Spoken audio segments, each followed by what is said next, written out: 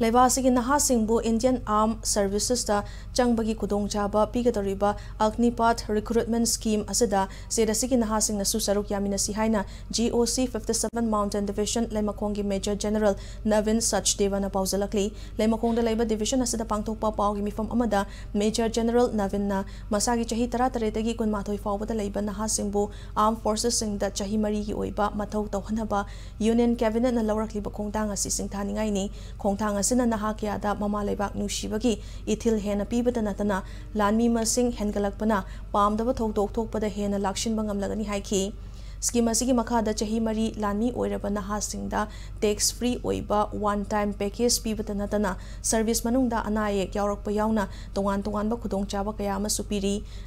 Laiba asigi oina scheme asigi makhada apunba naha lising yankhai rom chahi oina lawgadoriba asida ser asigi naha singna su mapung fana saruk yabiu haina mahakna phongdokhi